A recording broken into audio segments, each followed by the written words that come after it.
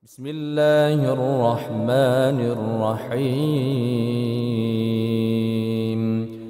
Bismillahirrahmanirrahim.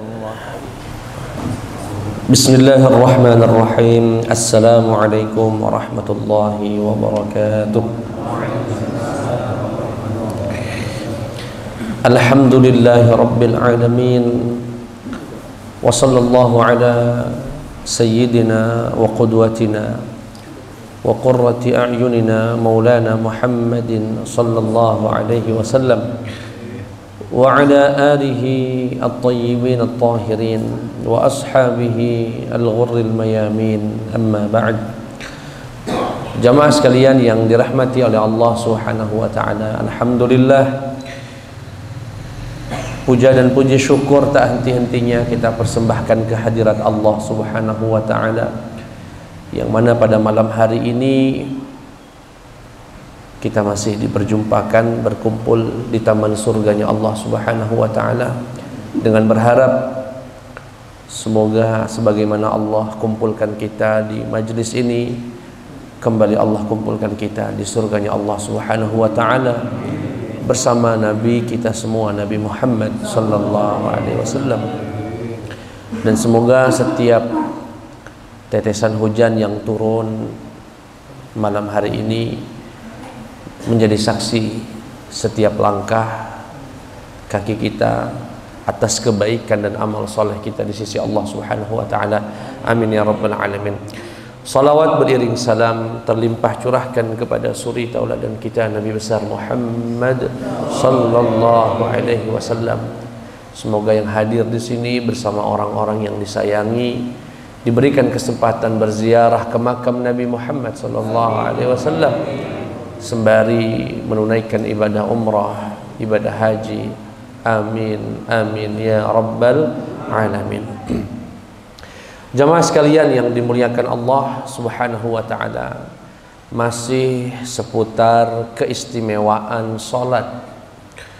Dua pertemuan yang lalu telah banyak keistimewaan, kekhususan, fadilah dari ibadah salat telah kita pelajari. Malam hari ini pun kita akan menambah lagi ilmu, informasi dari Rasulullah sallallahu alaihi wasallam tentang faidah, tentang keistimewaan dari ibadah salat. Bismillah, qala al-musannif rahimahullah wa nafa'ana Allah bi'ulumihi fid dunya wal akhirah. Kata pengarang kitab Sayyid Muhammad, wa min khasaisis salati aidan annaha tuhayyi al-musalli wa tu'idduhu li murafaqatin nabi sallallahu alaihi wasallam fil jannah. Bahwasanya kata Rasulullah sallallahu alaihi wasallam, nanti kita akan bacakan hadisnya. Salat itu merupakan ibadah yang membuat orangnya itu pantas bersama Nabi di surga. Sekali lagi, salat membuat kita pantas, membuat kita layak untuk bisa bersama Nabi di surganya Allah Subhanahu wa taala. Ada seorang sahabat yang membantu di rumah Rasulullah. Jadi yang membantu di rumah Rasul ini cukup banyak. Yang paling dikenal adalah sahabat Anas bin Malik. Kemudian kita juga punya sahabat bernama Thauban.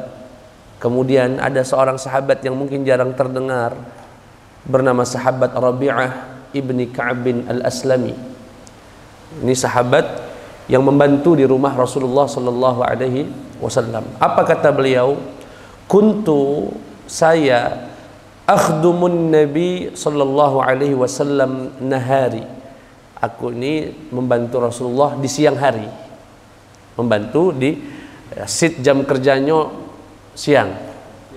Kata beliau, fa idza kana al-lailu awaitu ila babi Rasulillah. Kalau malam datang, aku datang itu ke depan pintu rumah Rasulullah, fabittu indah, aku minap di sana.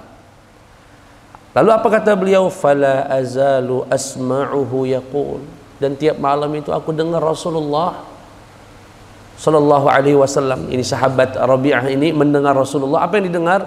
Di malam hari Rasulullah banyak membaca subhanallah, subhanallah, subhana rabbi hatta amalla aw taghribani aini fa'anam. Sampai saya itu sampai ketiduran. Ya, Nabi itu kalau malam hidup malamnya dengan ibadah, dengan salat, mensucikan Allah, mengagungkan Allah. Bahkan sampai Sayyidah Aisyah radhiyallahu anha pernah bertanya kepada Rasul, "Ya Rasulullah," ketika melihat kaki beliau sampai membengkak. Sampai membengkak. Kata Sayyidah Aisyah, "Ya Rasulullah, bukankah engkau Nabi?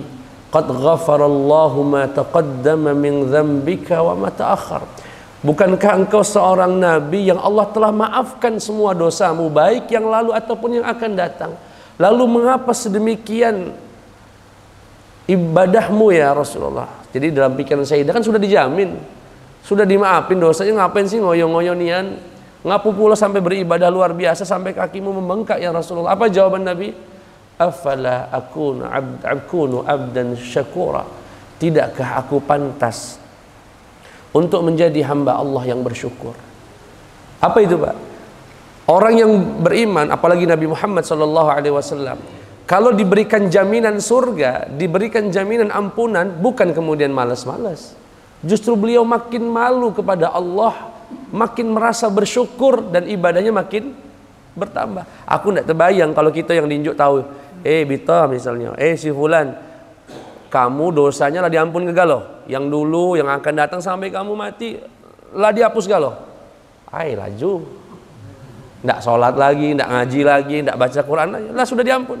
Tapi Nabi tidak, sehingga beliau memberikan jawaban yang tak biasa didengar oleh para sahabat atau bahkan istrinya. Afala akunu abdan syakura. Tidakkah aku pantas menjadi hamba Allah yang bersyukur? Sudah diberikan ampunan, diberikan jaminan surga, dijadikan nabi. Sehingga aku ibadah ini bukan lagi mengharap ampunan, bukan lagi mengharap surga. Aku ingin bersyukur kepada Allah Subhanahu wa taala. Dan ini yang dibahasakan oleh Al-Imam Busiri dalam burdahnya, "Zalamtu sunnata man ahya adh-dhalama ila an ishtakat qadama hudurra min warami." Kata Imam Busiri, "Zalamtu sunnata man ahya adh-dhalama ila." Kutinggalkan ajaran dari seorang nabi ya, yang menghidupkan malamnya sampai kakinya membengkak, sampai kakinya min warami, sampai kakinya membengkak. Begitulah nabi kita, Nabi Muhammad sallallahu alaihi wasallam. Kemudian sahabat Rabi'ah ini ketiduran. Faqala yauman, satu hari Nabi pernah memberikan satu tawaran yang luar biasa. Kata Rasulullah kepada sahabat Rabi'ah, "Ya Rabi'ah, salni fa'u'tiyak." Mintalah kepadaku, aku akan pasti beri. Pasti akan ku. Maksudnya adalah mintalah sesuatu, kaki aku doa ke, dan doaku ini pasti diijabah Allah. Ya. Apa kata sahabat Rabi'ah? Faqult anzirni hatta anzur. Ya Rasulullah, mendadak sekali mintanya ini. Aku belum terpikir nak minta apa. Tunda sebentar. Aku nak berpikir dulu apa yang kira-kira bakal ku minta. Karena ini kesempatan luar biasa. Mau didoakan Nabi Muhammad sallallahu alaihi wasallam. Akhirnya beliau berpikir, wa tadzakartu anna ad-dunya faniyah munqati'ah. Beliau berpikir, minta apa ya? Dunia, apa istri, apa rumah, apa harta. Kupikir-pikir dunia ini tidak kekal, akan habis. Sayang sekali doa yang mustajab ini hanya aku minta untuk sesuatu yang tidak abadi. Akhirnya aku datang kepada Nabi, "Ya Rasulullah, as'aluka an tad'u wallaha an yunjiyani minan nar wa yudkhilani al-jannah." Ya Rasulullah, aku minta kepadamu agar engkau doakan kepada Allah agar menyelamatkan aku dari api neraka dan memasukkan aku ke dalam surga. Fasakata Rasulullah. Rasulullah terdiam karena jawabannya luar biasa, tidak jarang-jarang ya. Ada orang biasanya kalau dikasih tawaran begitu mintanya, ya Rasulullah aku pengen ini, pengen itu. Sehingga Nabi bertanya kepada beliau, man amaraka bihadza? Siapa yang memerintahkanmu meminta itu? Kata beliau, ma amarani bihi ahadun. Tak seorang pun ya Rasulullah yang mengajarkan aku untuk meminta itu. Hanya saja aku, walakinni alimtu anna ad-dunya munqati'atun. Aku tahu betul dunia ini akan habis, pada waktunya aku akan meninggal. Sehingga aku ingin memanfaatkan kesempatan ini bukan untuk meminta dunia yang munqati'atun faniyatun, yang fana. Wa anta minallah bil makanil ladzi anta minhu. Dan aku tahu ya Rasulullah engkau memiliki kedudukan yang sangat tinggi, sehingga aku tahu doamu pasti dikabul.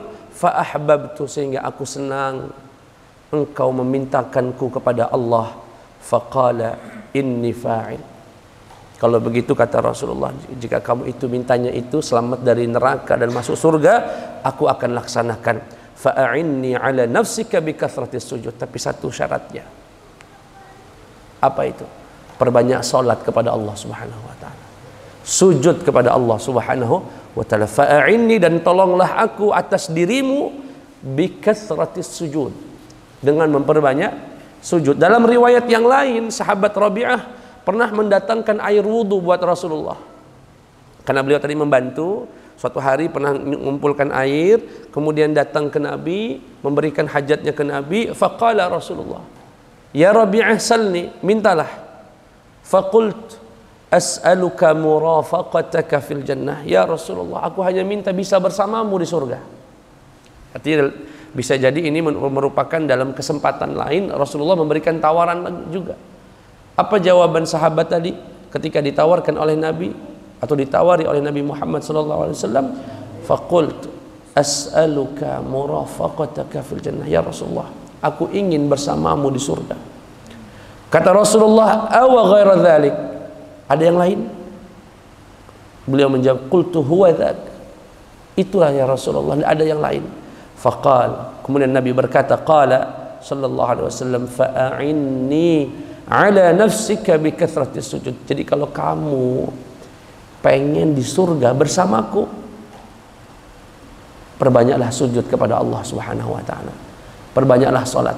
Artinya apa? Dari sini Sayyid Muhammad menyimpulkan bahwasanya orang yang memperbanyak salat dan menjaga yang 5 waktunya itu adalah orang-orang yang layak dan pantas untuk bisa bersama Nabi Muhammad sallallahu alaihi wasallam di surga. Bagi kita semua yang merindukan Rasulullah, jaga sholat 5 waktu, upayakan tidak tinggal, dan ditambah dengan sholat-sholat sunnah. Insya Allah kita semua akan bersama Nabi Muhammad sallallahu alaihi wasallam. Suatu hari seorang ulama ditanya, ya Syekhana, akhbirna an na'imil jannah. Wahai guru kami, tolong ceritakan kepada kami nikmatnya surga. Mak mano sebetulnya nikmatnya surga? Kata beliau hanya menjawab dengan beberapa kata saja.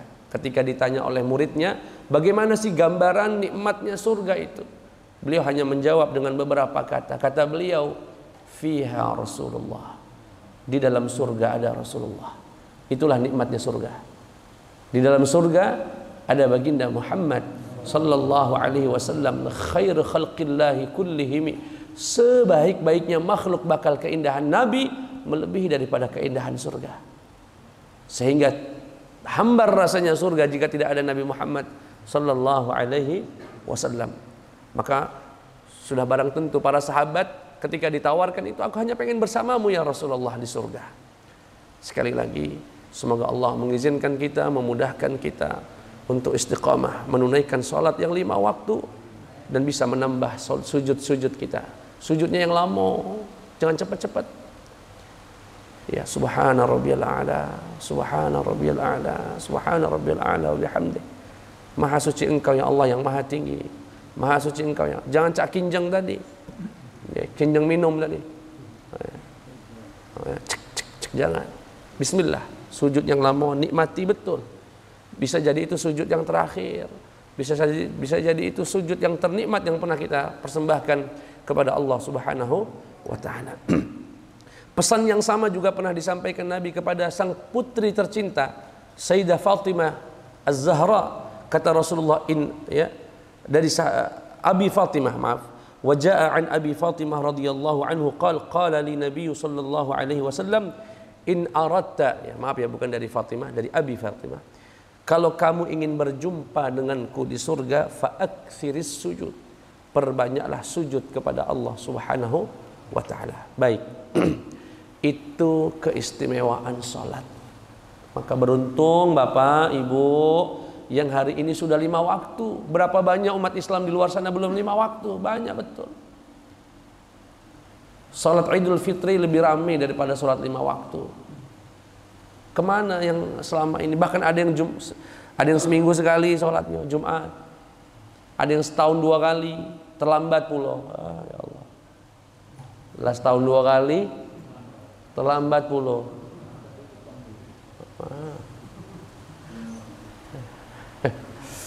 Nah, itu keistimewaan yang pertama pada malam hari ini, salat dan memperbanyak sujud akan membuat kita pantas dan layak insyaallah untuk membersamai Nabi Muhammad sallallahu alaihi wasallam. Yang kedua, salat juga membuat kita layak untuk melihat Allah Subhanahu wa taala. Kata beliau Sayyid Muhammad, wa min fadailis salati fil musalla, di antara keistimewaan dan keutamaan salat di musalla, di masjid, di tempat salat, annaha tuqawwi isti'dadahu li ru'yati rabbil izzah, bahwasanya dia memperkuat persiapan karena untuk bisa melihat Allah dalam tanda kutip. Jangan sampai membayangkan Allah dengan bayangan apapun. Allah berbeda dengan apapun yang terbayang dalam benak kita. Lalu bagaimana Ustaz nanti cara melihat Allah? Wallahu a'lam. Bagaimana nanti yang terjadi? Yang pasti kita akan melihat Allah Subhanahu wa taala, dan itu menurut Sayyid Muhammad merupakan hampir menjadi puncak dari kenikmatan, bahkan melebihi daripada kenikmatan surga itu sendiri. Bisa melihat Allah Subhanahu wa taala. Di atas daripada melihat Allah ada satu kenikmatan yang di atas itu, yaitu mendapatkan keridhaan Allah Subhanahu wa taala. Jemaah sekalian, apa kata Rasulullah sallallahu alaihi wasallam?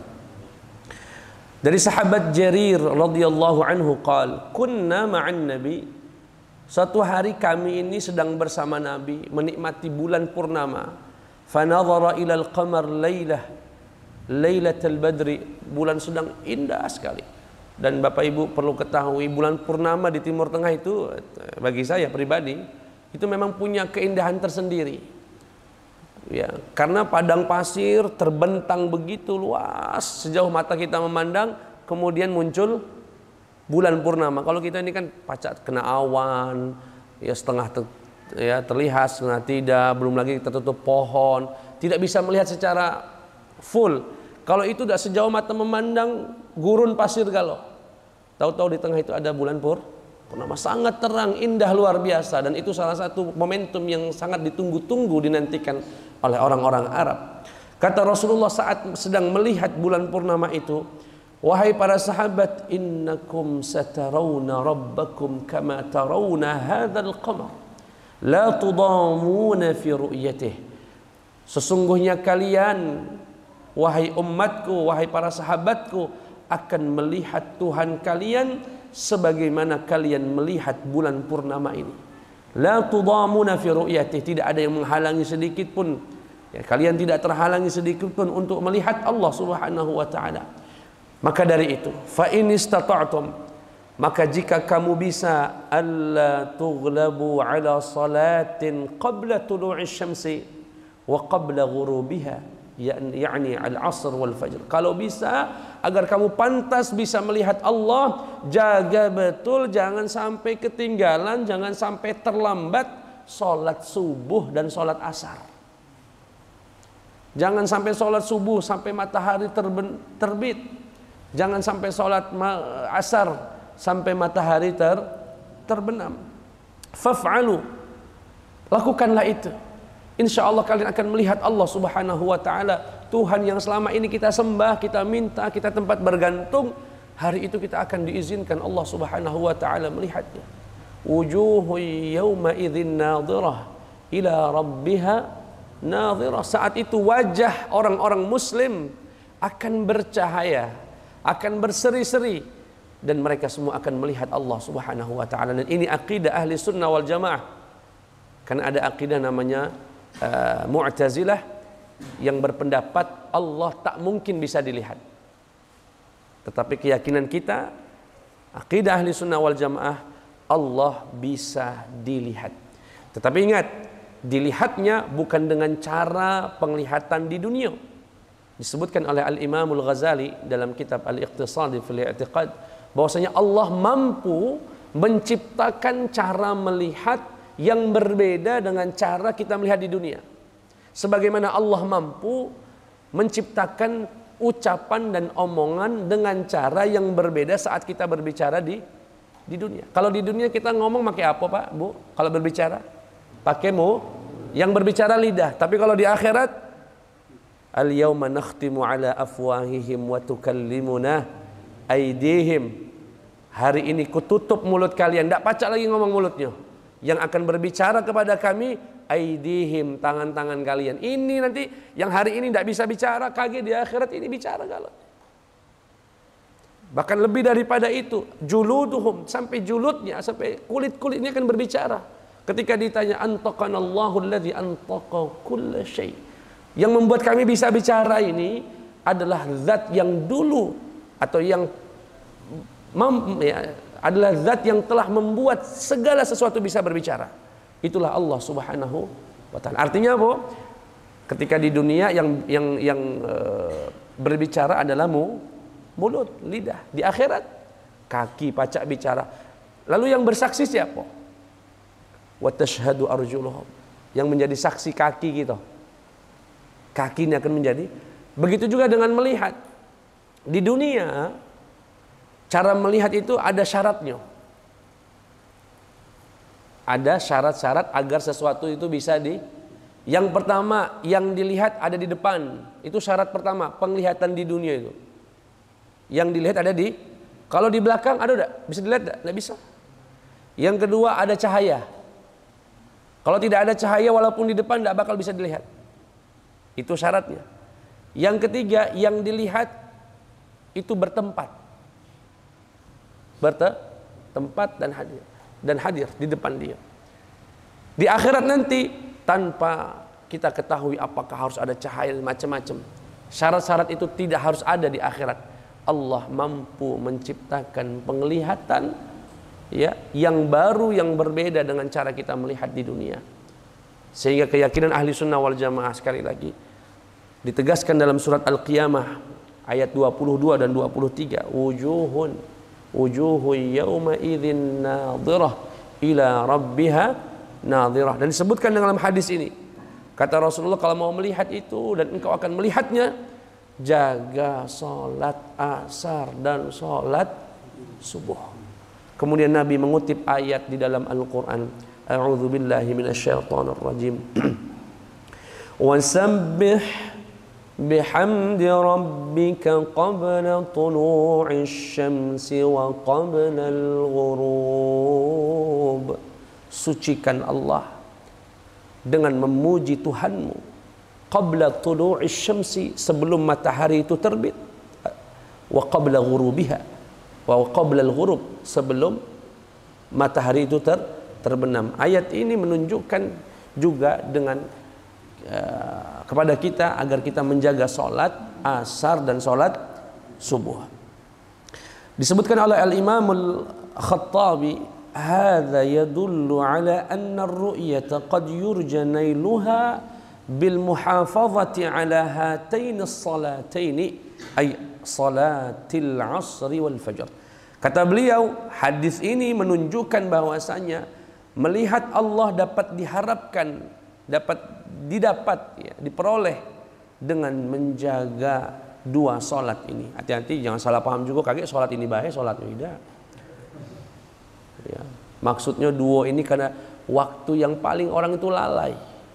Asar, kenapa harus dijaga Ustadz? Waktu orang lagi capek-capeknya itu Pak, letih. subuh, waktu ngantuk.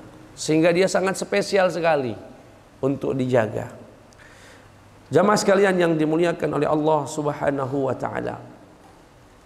Kemudian, nah itu yang kedua. Berarti keistimewaan salat apa? Selain membuat kita layak dan pantas untuk membersamai Nabi Muhammad sallallahu alaihi wasallam, salat juga membuat kita layak untuk bisa melihat Allah Subhanahu wa taala.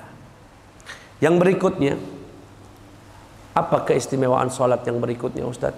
Tahiyyatu Rabbil Alamin. Salat merupakan penghormatan kepada Tuhan alam semesta. Di dalamnya ada tahiyat. At-tahiyatul mubarakatus salawatut thayyibatu lillah. Ya. Dan bahkan tidak hanya kepada Allah, kepada para nabi, kepada para hamba-hamba yang soleh. Disebutkan wassalatu fiha tahiyyatu Rabbil Alamin. Di dalam salat itu ada penghormatan kepada Tuhan semesta alam dan penghormatan kepada imamil anbiya'i wal mursalin, imamnya para nabi dan para rasul. Dan di dalamnya juga ada kehormatan atau penghormatan kepada jami'i ibadillahi salihin, seluruh hamba-hamba Allah yang saleh. Dulu kata sahabat Ibnu Mas'ud, dulu di awal-awal sholat kami itu pernah membaca begini dalam tahiyat kami, assalamu ala Allahi min ibadih, assalamu ala fulan wa fulan wa fulan, assalamu ala Jibril wa Mikail, dan seterusnya. Ditegur oleh Nabi, la taqulu assalamu ala Allah, jangan kau katakan assalamu ala Allah. Kenapa? Karena assalamu ala Allah kan artinya semoga keselamatan atas Allah. Apa dia? Kata Nabi, jangan berkata begitu. Kalau mau berucap, mau berdoa, katakan ya, at-tahiyatul lillah wassalawatu wattayyibat. Jangan katakan assalamu ala Allah. Kenapa? Fa innallaha huwassalam. Karena Allah itu sumber keselamatan. Nah, pun doain Allah biar selamat. Allah itulah sumber dari keselamatan. Dia maha assalam. Allahumma antas salam wa minkas salam wa ilaika ya'udus salam. Semuanya dari Allah. Keselamatan itu dari Allah, hanya dengan Allah ya Subhanahu wa ta'ala. Sehingga kalau mau mengucapkan salam kepada Allah, at-tahiyatu lillah wassalawatu wattayyibat, atau dalam redaksi yang biasa kita baca at-tahiyatu lillah, at-tahiyatul mubarakatus salawat. Apa arti tahiyat itu, Pak? Tahiyat itu penghormatan. Penghormatan yang diberkahi, yang baik hanya untuk Allah Subhanahu wa ta'ala. Kemudian kalau untuk para nabi, bagaimana cara penghormatannya? Tadi kan dikatakan di dalam sholat itu ada penghormatan kepada Allah, ada juga penghormatan kepada para nabi dan orang-orang soleh. Kalau untuk para nabi, assalamu alayka ayyuhan nabiyyu wa rahmatullahi wa barakatuh. Keselamatan atasmu duhai nabi, wa rahmatullah, begitu juga dengan rahmat dan berkah Allah. Assalamu alayna, dan keselamatan untuk kami, wa ala ibadillahis salihin. Pak, Bu, disebutkan dan pernah kita kaji di hadis qudsi, orang soleh kalau ketemu orang soleh itu cepat damainya, cepat akrabnya, cepat. Misalnya bapak merantau atau berkunjung ke satu tempat lah, kemudian bapak tahu dia orang baik, itu hati. Kalau kita orang baik, ciri hati kita itu langsung pengen deket dengan dia, condong dengan dia. Itu fitrah itu, Pak. Nah, saya coba mencari tahu kenapa orang soleh sama orang soleh itu cepat ketemunya, cepat bisa menyatunya. Karena selama ini orang soleh itu saling mendoakan. Setiap hari bapak, ibu saya dalam sholat itu apa yang kita baca? Kita doakan assalamu alayna wa ala ibadillahis salihin. Ya Allah, semoga keselamatan selalu menyertai orang-orang soleh, hamba-hamba yang soleh seluruh penjuru alam ini. Artinya doa kita itu selalu kita baca untuk orang-orang soleh. Bahkan untuk orang-orang beriman. Dalam doa kita, Allahumma ighfir lil muslimina wal muslimat wal mu'minina wal mu'minat al ahya minhum wal amwat. Makanya orang muslim itu kalau ketemu di perantauan, di satu tempat, dan mereka sebelum bertemu, seharusnya itu ada koneksi, karena selama ini ruh sudah saling berdoa, sudah saling mengirim doa dan berbalas. Maka dari itu jamaah sekalian, luar biasa dalam sholat ini ada doa kita setiap hari kepada orang-orang soleh. Assalamu alayna wa ala ibadillahi salihin. Jamaah sekalian yang dimuliakan oleh Allah Subhanahu wa taala. Itu yang ketiga. Jadi orang sholat itu kenapa derajatnya tinggi? Karena dia tidak sekedar mendoakan dirinya sendiri. Bapak itu luar biasa, ibu itu luar biasa. Tiap hari bapak ibu doain wong muslim, doakan orang-orang soleh seluruh dunia ini, kita doakan semua. Assalamu alayna wa ala ibadillahi salihin. Ya Allah, sampaikan keselamatan untuk kami, atas kami dan seluruh ibadillah, hamba-hamba Allah as-salihin, yang baik-baik, yang saleh. Baik, jamaah sekalian yang dimuliakan Allah, itu yang ketiga. Namun sebelum masuk yang keempat, dan itu yang terakhir pada malam hari ini, saya ingin sedikit menjelaskan tentang, perhatikan Pak, kita kadang-kadang kalau lagi bersolawat, ada yang diistilahkan dengan mahallul qiyam, berdiri gitu ya, sallallahu ala Muhammad marhaban sallallahu alaihi wasallam marhaban, dan seterusnya. Kita berdiri. Kenapa kita berdiri? Karena sunnahnya di dalam syariat kita, ya, itu disunnahkan berdiri untuk orang yang dimuliakan, untuk orang yang apalagi untuk Nabi Muhammad sallallahu alaihi wasallam. Makanya kemarin saya dapat videonya dari Timur Tengah ini, dari Arab. Ketika guru masuk kelas, murid-murid kan pada berdiri.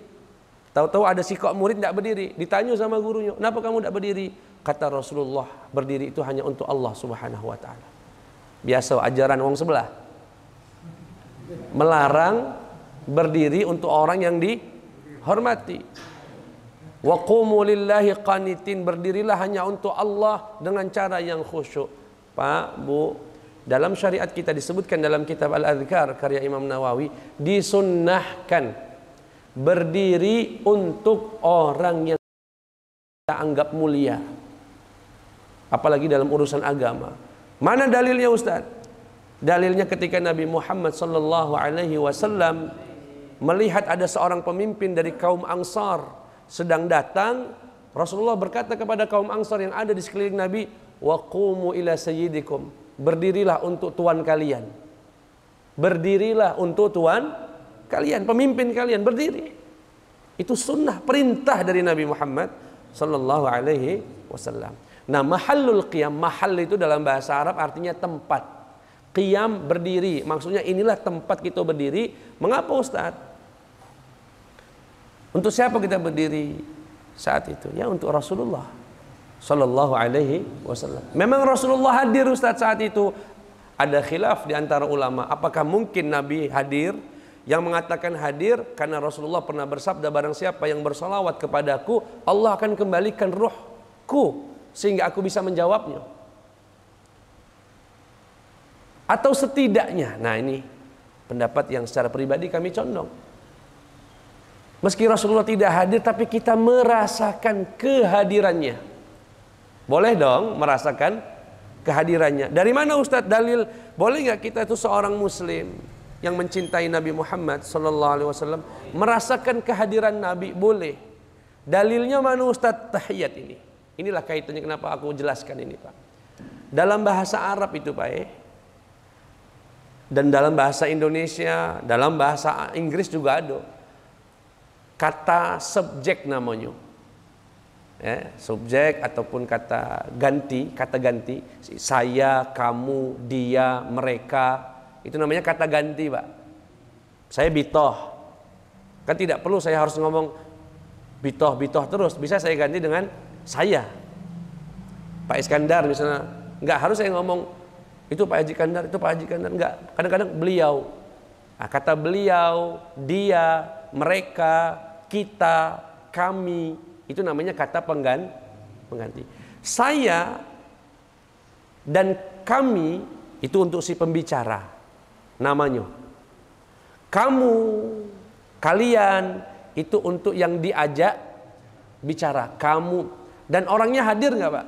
Kalau kamu itu hadir, kamu kan ada berarti wongnya. Mukhatab namanya dalam bahasa Arabnya, nahwu sorobnya itu dhamirul khitab. Jadi kata ganti yang menunjukkan orangnya ada. Kamu, kalian. Tapi kalau dia berarti nggak hadir. Namanya dia. Dia, mereka, iya Pak ya, beliau. Itu namanya gaib. Nggak ada dia. Sekali lagi, kalau kamu berarti ada. Kalau dia berarti tidak ada. Sekali itu harus dipahami dulu. Kamu, kalian itu berarti ada di hadapan kita. Anda ada. Tapi kalau dia, mereka, tidak kata di tempat berarti di sana. Nah, perhatikan Pak.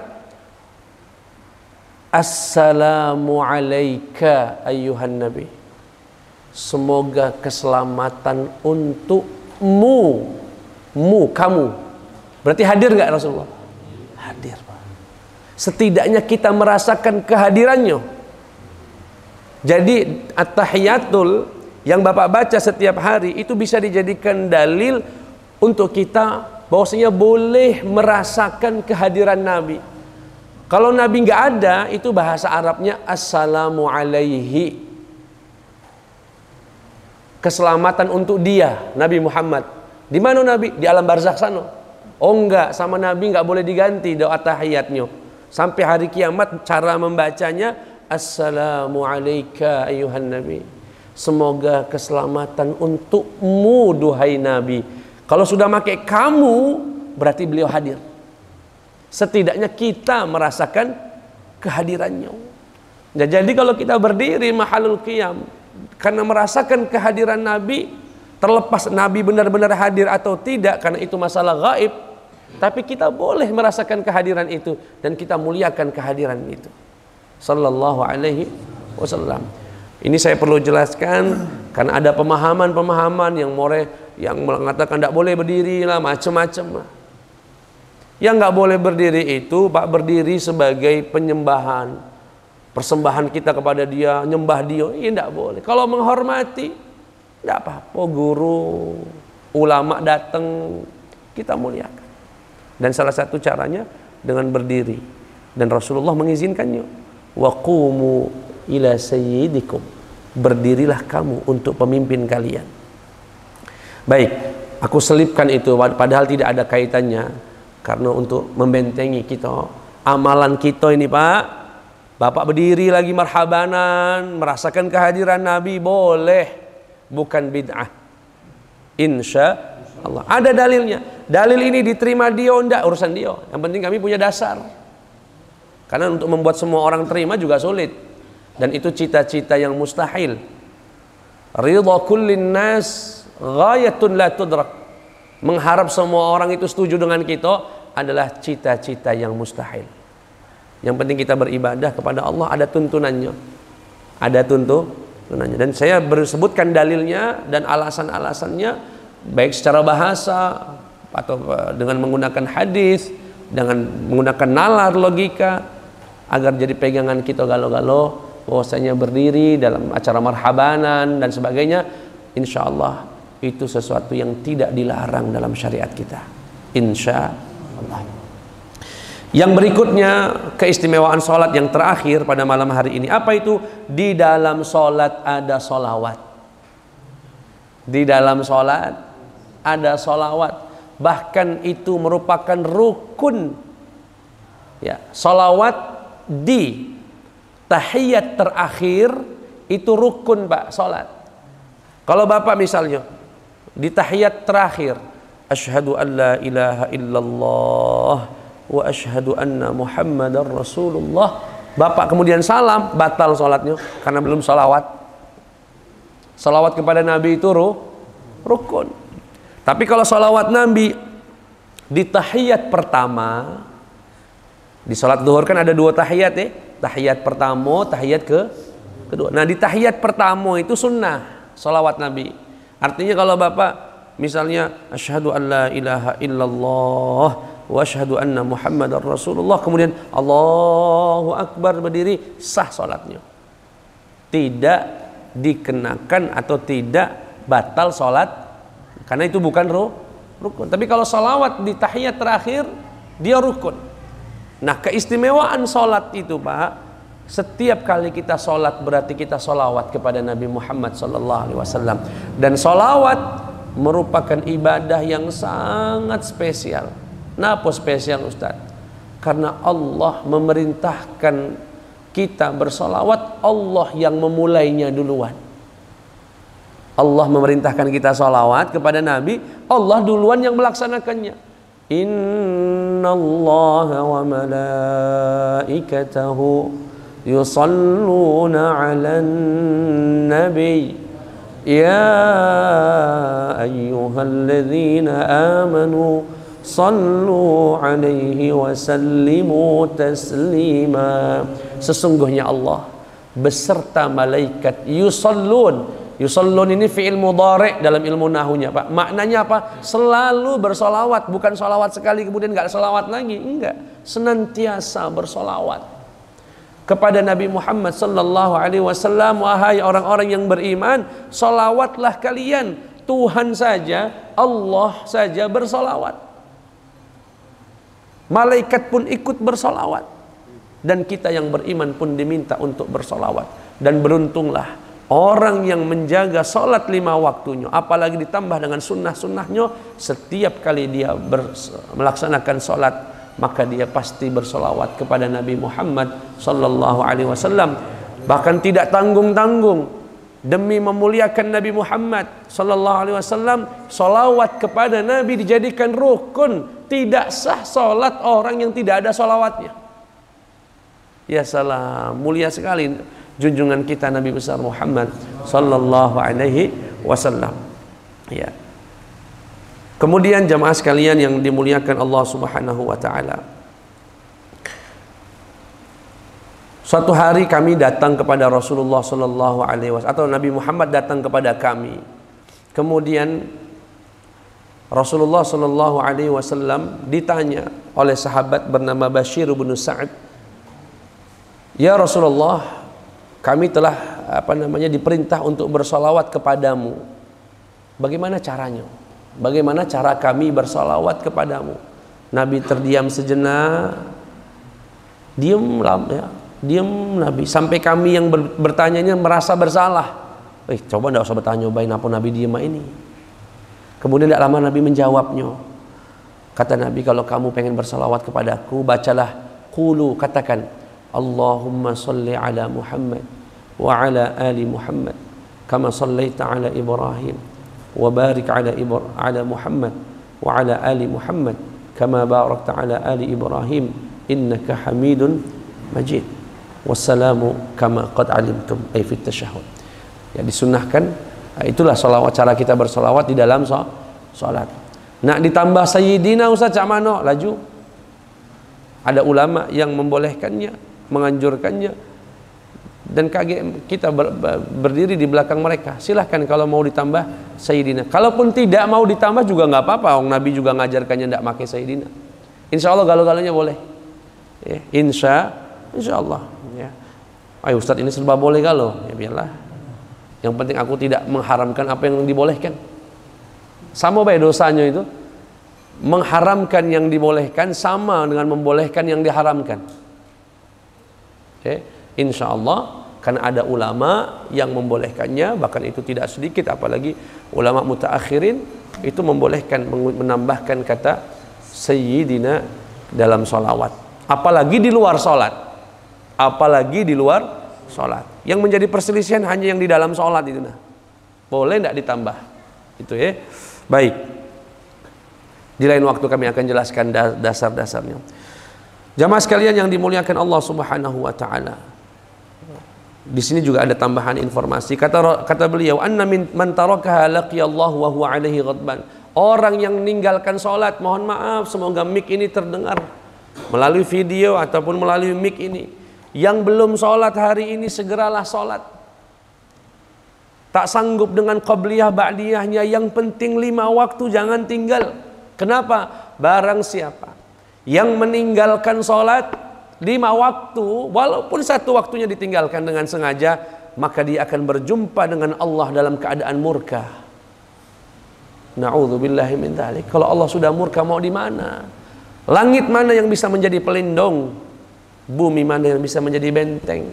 Kalau Tuhan alam semesta ini sudah marah. Jangan diremehkan. Saya mohon maaf kenapa tegas dan keras dalam menyampaikan ini. Sholat ini diremehkan nian. Banyak nian orang tidak sholat ini. Banyak nian. Sholat Jumat kita, Pak. Sholat Jumat. Balik dari sholat Jumat, masih ada orang duduk-duduk di luar itu. Nyantai. Ada yang sambil merokok, bertawa, macam-macam. La haula. Jumat itu.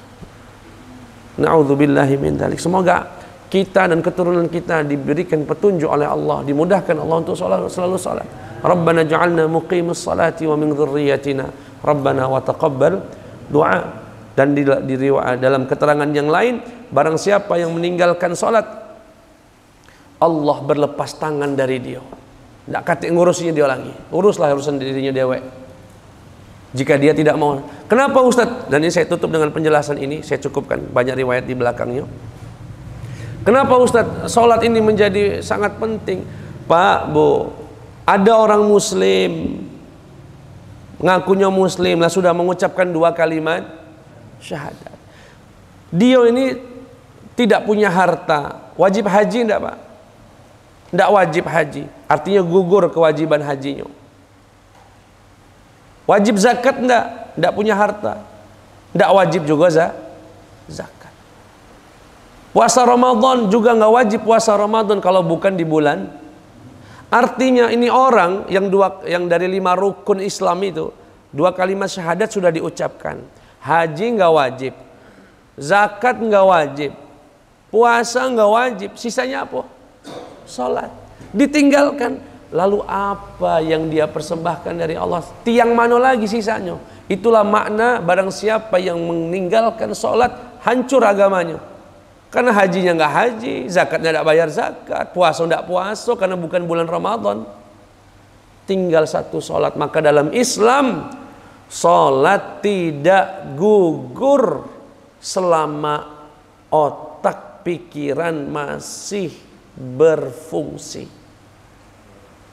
Bapak, ibu, naudzubillah atau siapa, diimpus, kakinya patah galo, tangannya patah galo, leher patah, tidak bisa gerak sama sekali, sholat tidak gugur, wajib. Bayangkan itu, Pak. Saking pentingnya sholat itu, tidak Allah gugurkan. Selama masih bisa berpikir dan masih bisa berkomunikasi, selama itu dia masih wajib sholat. Semoga Allah Subhanahu wa ta'ala ya bisa membuat kita ya, membimbing kita terus, memberikan kita kemudahan. Maka dari itu bersyukur orang yang hari ini kita yang sudah diizinkan Allah untuk terus menjaga sholat kita. Alhamdulillah. Terima kasih. Mohon maaf atas segala kekurangan kepada Allah. Mohon ampun. Wassalamualaikum warahmatullahi wabarakatuh.